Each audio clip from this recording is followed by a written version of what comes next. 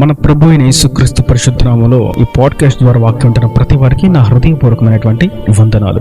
మలాకి గ్రంథం 4వ అధ్యాయము 3వ వచనం, నేను నియమింపబోవు దినమున దుర్మార్గులు మీ పాదముల క్రింద ధూళివలే ఉందురు, మీరు వారిని అనగదొరుకుదురని సైన్యములకు అధిపతియగు యెహోవా సెలవిచ్చుచున్నాడు. చదివిన వాక్య భాగంలో ఆయన కొరకు కనిపెట్టుకున్న వారి పక్షాన నీతిమంతులుగా మార్చబడి పరిశుద్ధమైనటువంటి మార్గములో నడుస్తున్నటువంటి ఆయన జనాంగమునకు ఆయన ఇస్తున్నటువంటి గొప్ప ధైర్యం, ప్రోత్సాహం ఏదనగా, నియమింపబో దినమున దుర్మార్గులు నీ పాదముల క్రింద ధూళివలే ఉంటారు, నీవు వారిని అనగదొరుకుతావు. ఇది సైన్యములకు అధిపతియగు యెహోవా వాక్కు. ఇన్నాళ్ళు జనులు ఏం చేస్తున్నారంటే దేవుని సాంపాద్యాన్ని అనగదొరుకుతూ ఉన్నారు. మనం యెషయా ప్రవచన గ్రంథం 9వ వచనంలో చూస్తాం, అల్పులను అనగదొరుకుతున్నారు. దేవుణ్ణి ఆశ్రయించిన వారు నీతి మార్గంలో నడుస్తారు. అబద్ధానికి, మోసానికి, అన్యాయానికి, దుర్భాషలకు వారు అవకాశం ఎవరు గనక నీతి మార్గంలో నడుస్తున్నప్పుడు వారు ప్రతి విషయంలో అనగార్చివేయబడుతూనే ఉన్నారు. ఏదన్నా పని నిమిత్తం, ఏదన్నా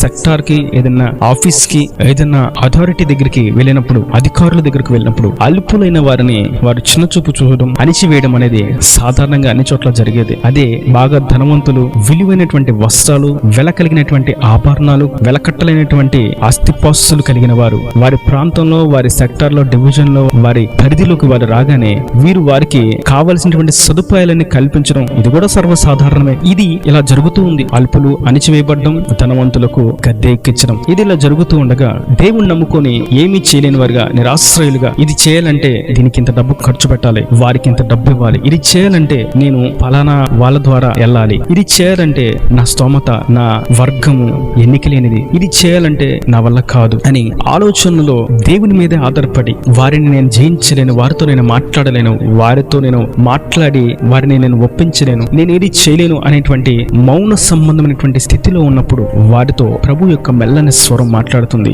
నియమింపబో దినము ఒకటి వస్తుంది. దేవుని జనులను, దేవుని జనాంగాన్ని, ఆయన స్వకీయ సాంపాద్యాన్ని అణిచివేస్తున్నటువంటి జనులందరినీ, ప్రజలందరినీ మీరు అనగదొరుకున్నట్లుగా, మీరు వారిని ఏలుబడి చేయనట్లుగా, మీరు వారి మీద అధికారాన్ని చలాయించినట్లుగా, వారి మీద అధిపతులుగా నేను మీకు ఒక దినమును నిర్ణయించాను. ఆ రోజున మీరు వారిని అనగదొరుకుతారు. ఇది నా మాట. ఇంతకీ వారు అల్పులను అనగదొరకడం మటుకుతో ఆగిపోయారా అంటే కాదు. వారు ఇంకా సాహసించి వారికి కలిగినటువంటి ధనాన్ని బట్టి, వారికి కలిగినటువంటి స్థితిని బట్టి, వారికి కలిగినటువంటి సింహాసనాన్ని బట్టి, వారికి కలిగిన అధికారాన్ని బట్టి ఏం చేస్తారంటే, కీర్తనల గ్రంథం 74వ కీర్తన 8వ చరణంలో మనం చూస్తాం, దేవుని మందిరములను బొత్తిగా అనగదొరుకుదామనుకొని దేశంలోని వాటన్నిటిని వారు కాల్చి ఉన్నారు. ఎవరు వీరు అంటే అనగదొరుకువారు. దేవుని సంఘాన్ని, దేవుని రక్తము చేత విమోచింపబడినటువంటి పరిశుద్ధులను, నీతిమంతులను వీరు అనగదొరుకుతున్నారు. మందిరాలను కూల్చివేస్తున్నారు, మందిరాలను కాల్చివేస్తున్నారు, దైవ జనాంగమును, దైవ జనులను, దైవ సేవకులను కాల్చివేస్తున్నారు, మట్టి కర్పిస్తున్నారు, సమాధికి పంపిస్తున్నారు, అనగదొరుకుతున్నారు. ఇట్టి వారికి ప్రభు సెలవిస్తున్నటువంటి మాట, ఒక దినం రాబోతుంది, మిమ్మును అనగదొరుకుతున్న వారందరినీ నేను అనగదొరుకుతాను, మీ చేత వారు త్రొక్కబడినట్లుగా నేను చేస్తాను. అది ఎలా చేస్తాను అని ఆయన చెప్తున్నాడంటే, మన క్రొత్త నిబంధనలో రోమీయులకు రాసిన పత్రిక 16వ అధ్యాయం 20వ వచనంలో మనం చూస్తాం, సమాధానకర్తయగు దేవుడు సాతానును మీ కాళ్ళ క్రింద శీఘ్రముగా చితక త్రొక్కించును. అనగా అల్పులను అనగార్చివేస్తుంది, అనగదొరుకుతుంది. దేవుని మందిరాలను కూల్చివేసి కాల్చివేస్తున్నది ఎవరు అంటే మనుషులు కాదు, మనుషులలో ఉన్నటువంటి సాతాను క్రియలు. ఎందుకే ప్రభు అంటున్నారు, మిమ్మల్ని దూషించిన వారిని, మిమ్మల్ని హింసించిన వారిని, మిమ్మల్ని దుర్భాషలాడిన వారిని, మిమ్మల్ని మోసం చేసిన వారిని, నాశనం చేసిన వారిని వారి నరకాన్ని పంపించి వాళ్ళు కాలిపోయి నశించిపోతే నాకు బాధ. అయితే నేను వారి స్వభావాన్ని అనగదొరికే విధంగా మీకు శక్తినిస్తాను.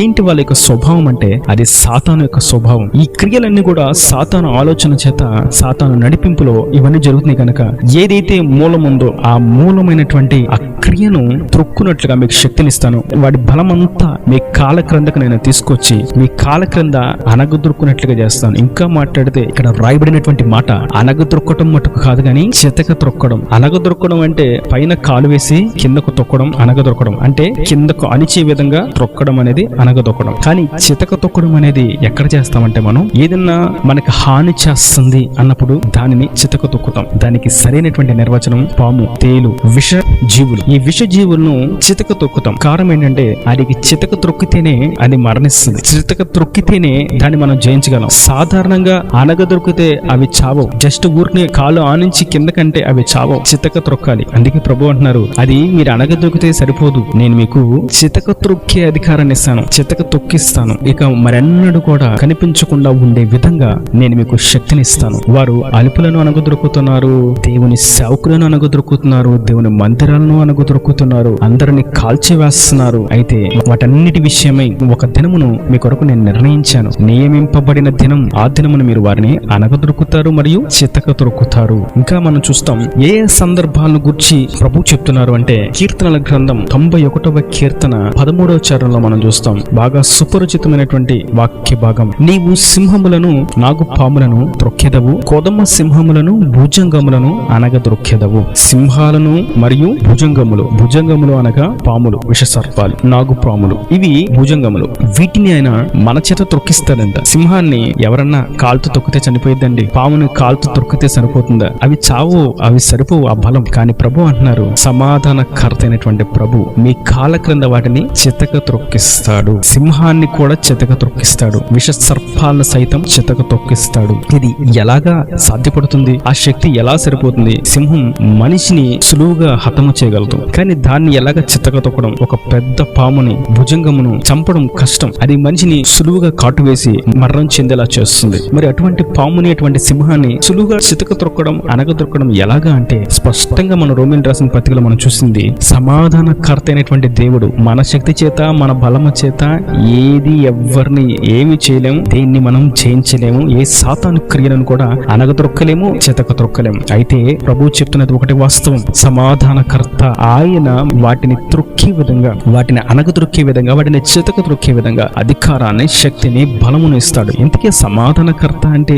ఏంటి అంటే పరిశుద్ధాత్మ. సమాధానకర్త, పరిశుద్ధాత్మ శక్తి. ఎప్పుడైతే పరిశుద్ధాత్మను మనం పొందుకుంటామో అప్పుడు సింహపు స్వభావాన్ని అనగా సాతానుని, పాము స్వభావాన్ని అనగా అపవాదిని, ఈ సాతాను అపవాది చీకటి క్రియలను, దుర్బోధ చేసేవారిని, సంఘాన్ని విచ్ఛిన్నము చేసే క్రూర తోడేళ్లను అనగదొక్కే శక్తి, సామర్థ్యత, అధికారము, బలము మీకు అనుగ్రహించబడుతుంది. మీ బలము చేత, మీ శక్తి చేత దేన్ని చేయలేరు. కానీ నేను సమాధానకర్తనగా నా పరిశుద్ధాత్మను మీలో ఉంచి మిమ్మల్ని నా స్వరూపులకు మార్చి మీలో అగ్ని మండింపచేస్తూ, మీ వద్దకు వచ్చినటువంటి ప్రతి పాపాన్ని దహింపచేస్తూ మీకు వాటి మీద అధికారాన్ని ఇస్తాను. అది ఒక దినం వస్తుంది. నేను నిర్ణయించాను. ఇప్పుడు వారు గెలుస్తున్నట్టుగా, వారు మనల్ని అనగదొరుకుతున్నట్టుగా, వారు మనల్ని జయిస్తున్నట్లుగా కనిపిస్తూ ఉన్నా ఒక దినమున వాడిని మనం అనగదొరుకుతాం, సాతాన్ని మనము చితక తొక్కుతాం. కనుక చుట్టూ ఉన్నటువంటి అనగదొరికేటువంటి పరిస్థితులను చూసి మనం భయపడక, బెదరక, దిగులు చెందక, మనకి వాటి మీద అధికారం ఉంది, సమాధానకర్త అయినటువంటి దేవుడు మనకు తోడుగా ఉన్నాడు.